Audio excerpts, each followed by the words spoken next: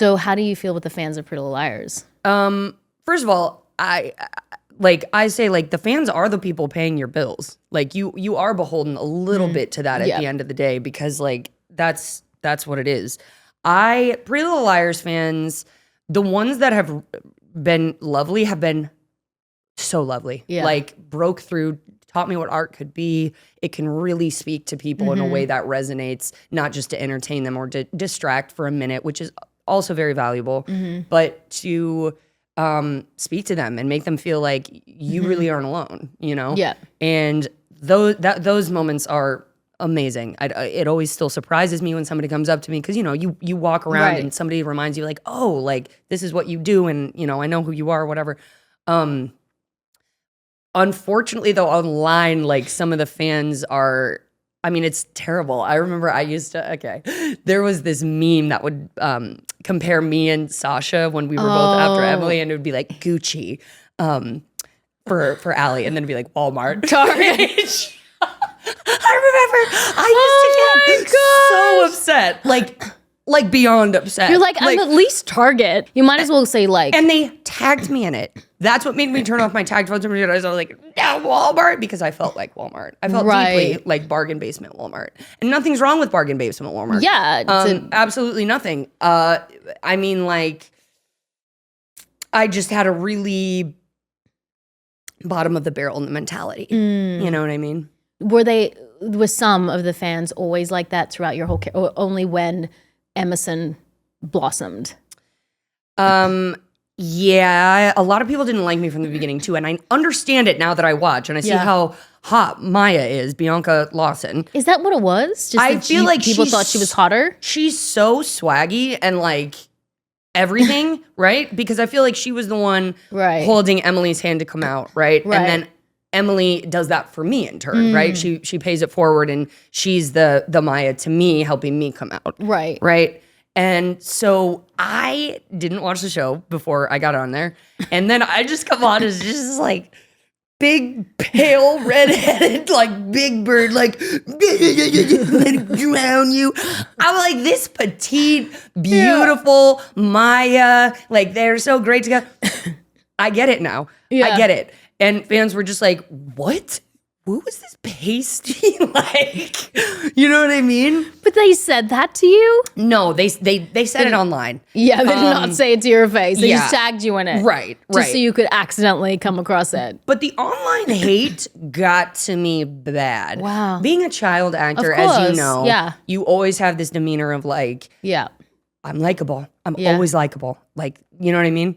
And I went through this huge thing of you're not likable, by a decent amount of this fan base, no matter what you do. And that devastated me. Yeah. It wouldn't today, but I couldn't get past it, you know? It was so then terrible. When you were filming the show, did you feel, did that part in your brain make you feel when you were actually acting well, what's the point? Everyone hates this character anyway. No, because process and product are two completely different things. And the process for me has always been the most sacred. I will always be a little bit not happy with the product. You know what I mean? Yeah. But the process of it was always so cathartic. That was the part where I can cry, I can do this. Because once you get between action and cut, all of your shame, all the things you're trying to hide from people when you're just walking around, those can all come out. Right. Actually, cut is actually the biggest relief when you say those words, because I can do and be anything. All of this. So I never felt disconnected from that. What I felt was completely rejected because of these were my personal emotions and feelings that I'm going through on here, and that's what felt like was being so rejected. Yeah, you know. And I look back on Paige, and she was incredibly needy. I played her in an incredibly needy way because I was so in need at that point. And I see it, and it annoys me. And I try to have a little compassion. I do think that there are redeeming moments, but overall, I definitely played into the writing of her, being really needy. Yeah. That's what I get when I rewatch her. But there was always redemptive qualities about her. You cared about her. And I think that's probably why the show did well, because every character, even Jenna, I really tried to make you feel sorry for her. And can I say, in episode 7, you are my notes for that. Sorry, keep going. Yes, let's talk about Jenna on your notes. Because go on with that, how you try to make her likable. That's totally... I mean, she comes across as such a vicious character, but I really believe that, well, this is true, anger is not a primary emotion. So if you're angry, then it's coming from something, and more than likely it's coming from fear. So I always had Jenna as this very scared person that was in a lot of pain. This is the idea of taking someone's not being able to see. I mean, being born visually impaired and that being your whole life and something you're used to is one thing, but having an entire existence for a very long time and then getting that really taken away, if this was a true character in today's world, I think would be incredibly scary. And I mean, the anger that she has towards the other girls, I don't even think that that's really the thing here that we're focusing on. I think it's just her being so fucking scared. And all of this stuff is like, where's the folder? Where's the stuff? She just doesn't want anyone to know about her. And she's using Toby because it's kind of the only close thing that she has, and she's trying to control him. And people control when they're scared. When they can't control their own environment, they try to control people. Right. And I think that that's what was happening to her. Again, these are all things that I'm learning as I got older and like I'm watching it back. I don't think I was that knowing of it at the time. Because, okay, so episode 7, the homecoming hangover, we finally get to see you do more than just deposit a word here and there, right? Yes. You really come into your own. I rewound this 3 times and I looked for a pen that worked so I could write it down. Literally. You have milk, don't you? Like the way, like it's the word "don't" that you say that don't takes it into this weird, like, it's just trying to fuck with them. So good. The way you use your voice through this entire thing, from when you say shadow to the German Shepherd, like I literally have bad bitch written here. You do so much with your voice, like what you can't do with your eyes.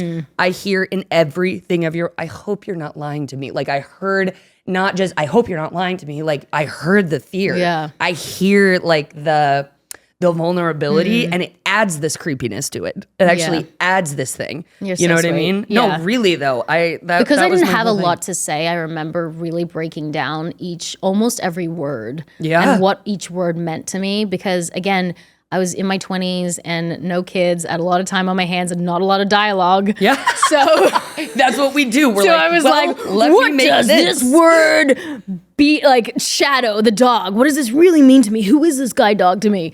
Everything had a backstory. I can hear it. Yeah. I can hear it. And how do you become creepy with still wanting, how do you make people afraid of you while also getting them to do things that you need them to do?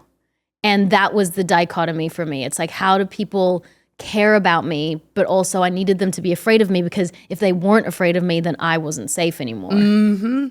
So it was just, and I also felt, I don't know if I've ever said this before, that, you know, maybe back then I'd been acting for so long. I'd done, I think it was 600 episodes of television by the time I did Pretty Little Liars, and 12 films or whatever. And I think maybe subconsciously there was a little bit of this ego thing of like, I'm just going to chew up the scenes and fuck with people on set. Like not in real life, but as an actor, because I'm kind of maybe mad that I don't get to say more.